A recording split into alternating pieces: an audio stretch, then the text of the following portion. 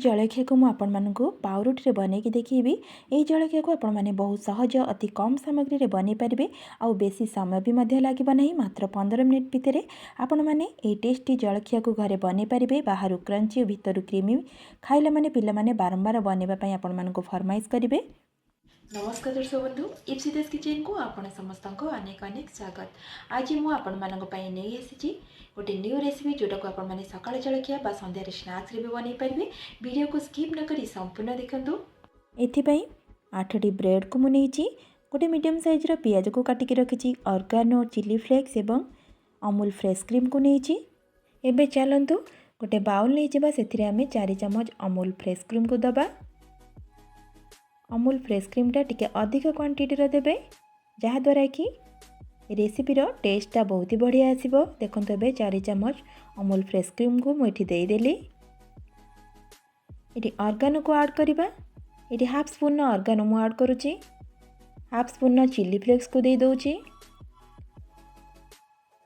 और पियाज को मध्य ऐड करूची। आपण माने पियाज को स्किप मध्य करि परिबे। अल्प लूण को देकी ताको भल से एबे गोळै नोची। देखंतु स्पून साहाय्य रे ताहले हमर क्रीम टी पूरा रेडी हो गला।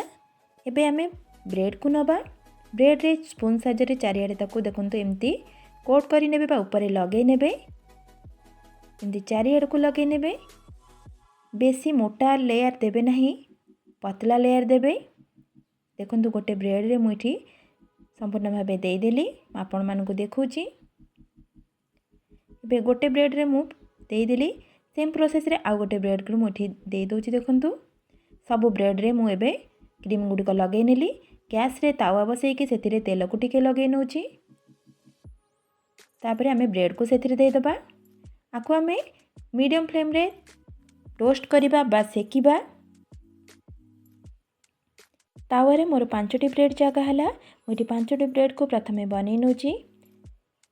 ब्रेड को दे सला परे आमे टिके तेल को सेथिरे लगै नबा। गैस रो फ्लेम को मीडियम रे रखि थिबे। एटा को बनेबा पई मात्र 2 मिनिट भीतर टाइम लागिबो। देखंतु तेल को एबे लगै नेली। टिके समय परे ताको आर साइड कोल्टै नोची। ता कलर आस्ते आस्ते देखंतु चेंज हे गलानी। टिके सब ब्रेड को मु आस्ते आस्ते एठी उल्टै नोची।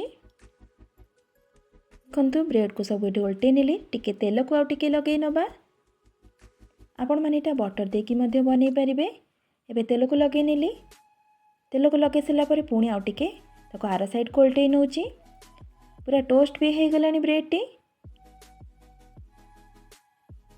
एबे आमे प्लेट को काढी नेबा। सेम प्रोसेस रे मु आउ ब्रेड को एठी बनै नोची। आपण माने निश्चय सकाळ जलखिया हेउ बा संध्यारे स्नैक्स रे आपण माने बहुत जल्दी जदी किछि बनेबा पई चाहुचंती, आपण माने एही रेसिपी को निश्चय ट्राई करंतु। पिला माननको बहुत पसंद आसीबो। एबे देखंतु तेल को लगे नेली, पुणी ताको आर साइड को उल्टै नोची। ब्रेड भी पूरा एठी टोस्ट हो गलानी। तेबे देखिले केते सहज आ केते कम समय भितर ए नुआ स्टाइल रो क्रीमी ब्रेड टोस्ट को मु घरे बनै नेली। आपण माने निश्चय घरे ट्राई करंतु। बनै सला परे आपण मानको अनुभव मो सह शेयर करिवे कमेंट सेक्शन में। आपण मानको किपरि लागिला। जदि आज रो वीडियोटी आपण मानको पसंद लागिथिबो प्लीज लाइक करि नेबे। आ एमती नुआ नुआ रेसिपी पई आपण माने चैनल को सब्सक्राइब करि नेबे। आज पई रहूची, नमस्कार।